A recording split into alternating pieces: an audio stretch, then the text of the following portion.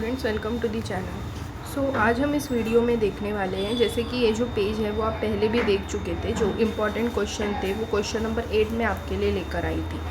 आज इस वीडियो में हम देखने वाले हैं कुछ एक्स्ट्रा क्वेश्चन, प्लस मैं आपको कुछ ट्रिक्स और टिप्स बताऊंगी जिससे कि आप अपने बोर्ड के एग्ज़ाम के OCM के प्रिपरेशन के लिए पूरी तरीके से रेडी हो जाओगे।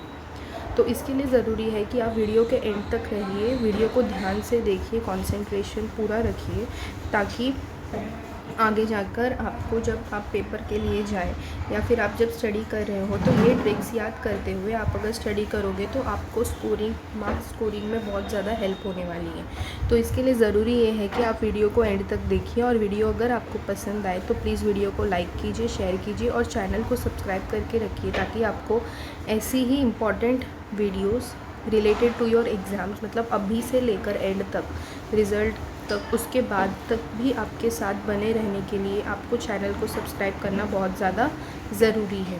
ठीक है, तो यहाँ पर without wasting the time I will start with my video. ठीक है, तो यहाँ पर आप जैसे देख पा रहे होंगे आपका जो OCM का पेपर है, ओके, उसके अंदर का जो पैटर्न वगैरह है ये भी मैंने आपको पहले बता दिया है। ओके, टोटल 80 मार्क्स का पेपर होगा। जो इम्पोर्टेंट चैप्टर्स हैं वो इम्पॉर्टेंट चैप्टर्स भी मैंने आपको बताए थे। चैप्टर नंबर 2, 4, 8 ये तो बहुत ही ज़्यादा इम्पॉर्टेंट है। अगर आपने वेटेज के सेक्शन में भी गए तो वेटेज के सेक्शन में भी आपको जाकर पता चलेगा कि ये जो चैप्टर्स हैं इनके वेटेज कितने ज़्यादा हैं। तो इसीलिए ये चैप्टर्स एक तरीके से बहुत ज़्यादा इम्पॉर्टेंट हो जाते हैं, जिन्हें कि हम इग्नोर नहीं कर सकते। तो इसीलिए आपको क्या करना है, इस पर फोकस बहुत ज़्यादा रखना है। अभी आपके पास टाइम है, ओके, ये मंथ है, फिर जैन का मंथ है, so it is time is there.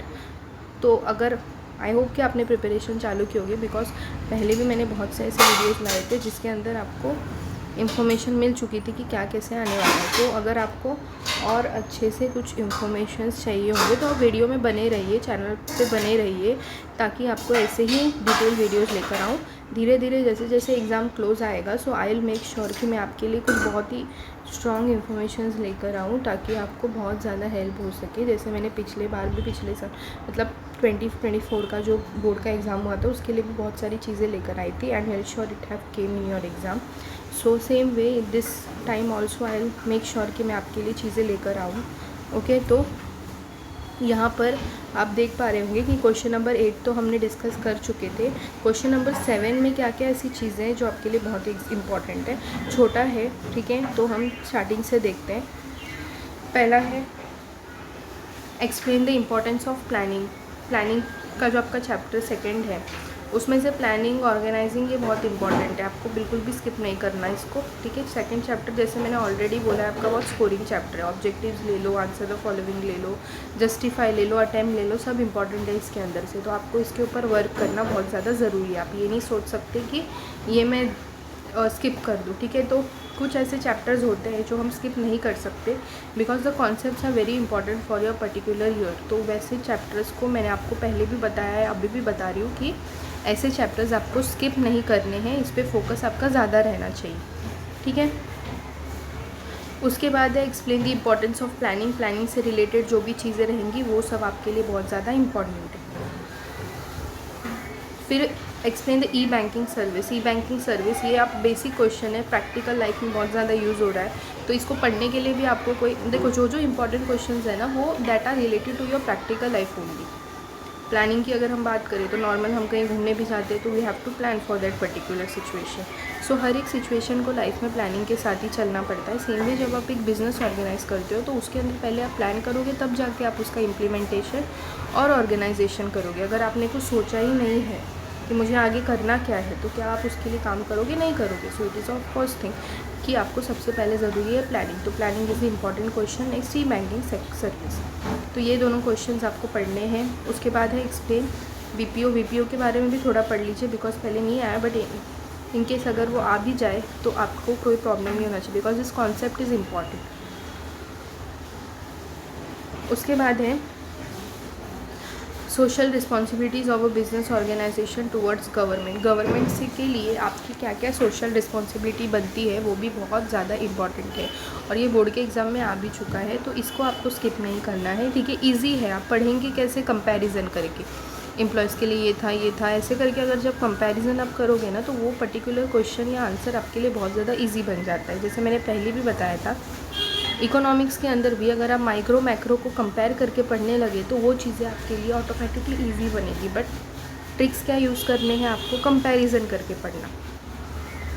तो आपको कभी भी पढ़ते वक्त ये देखना है कि अगर मेरे पास दो कॉन्सेप्ट्स हैं, okay, opposite concept, what you have to do, the trick for learning that thing is, तो आप दोनों को सामने रखिए, दोनों को कंपेयर कीजिए, आप तो ऑटोमेटिकली आपके दिमाग में वो चीज़ें बैठेंगी। But you have to work on it. आप जब तक उस पर काम नहीं करोगे आपको वो नहीं आएगा, ठीक है।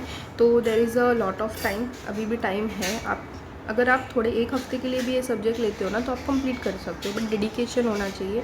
विदाउट डेडिकेशन तो कुछ भी पॉसिबल ही नहीं है लाइफ में, वैसे पढ़ाई भी नहीं पॉसिबल होगी। तो इसीलिए आपको क्या करना है, ये चीज़ों पे काम करो। क्वेश्चंस शॉर्ट करके दिए हैं, ठीक है, सिलेक्टिव क्वेश्चंस है जो आने ही वाले हैं पेपर में, ऐसा समझ के चलो। तो अगर आपको इतनी सारी डेटा मिल रही है तो उस पर काम करने का काम आपका है। You don't have to skip anything, okay. उसके बाद लास्ट वाला जो क्वेश्चन है that is explain the functions of warehouse godowns, you know, वो सारी चीज़ें।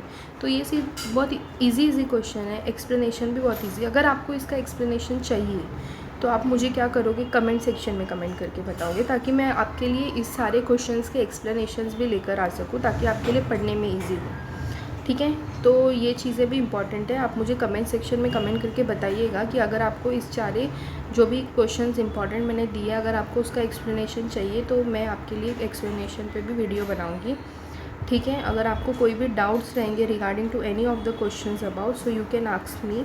मैं आपको जो भी आपके स्क्रीन पे जो भी क्वेश्चंस दिख रहे हैं, अगर आपको उसमें से किसी भी कॉन्सेप्ट में क्वेश्चन में डाउट लग रहा है तो आप मुझे कमेंट सेक्शन में कमेंट करके बताना, तो मैं उसके लिए भी एक वीडियो लेकर आती हूँ, ठीक है, नो प्रॉब्लम। मैं वर्क तभी आपके लिए कर सकती हूँ जब आप डेडिकेटेड होंगे, आप कम्युनिकेट करोगे, तो ये मुझे पता चल पाएगा कि आपको समझ में आ रहा है या फिर आपको समझ में नहीं आ रहा है। तो इसके लिए most important thing is communication करना, ठीक है।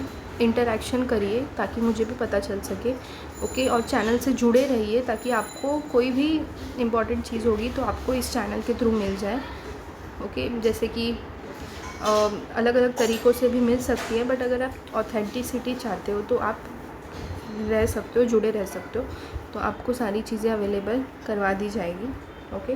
तो यहाँ पर ये वीडियो में मैं ये सब लेकर आई थी। कुछ इंपॉर्टेंट बातें भी मैंने आपको बताई कि आपको क्या कैसे करना है, कंपैरिजन करके पढ़ो, वर्क करो, कॉन्सेप्ट समझो। कॉन्सेप्ट जब तक क्लियर नहीं होगा आप आगे नहीं पढ़ सकते, ठीक है। जैसे हेनरी फ्योल का अगर आपने 14 प्रिंसिपल्स पढ़ लिया, उसमें ही आपका आंसर द फॉलोइंग भी कवर हो सकता है। ज़रूरी क्या है, पढ़ना ज़रूरी है, ठीक है। तो ये वीडियो में इतना ही था। आप मुझे कमेंट सेक्शन में कमेंट करके बताइएगा कि आपको वीडियो कैसा लगा। अगर कुछ डाउट है वो भी बताइएगा, ठीक है। So thank you so much.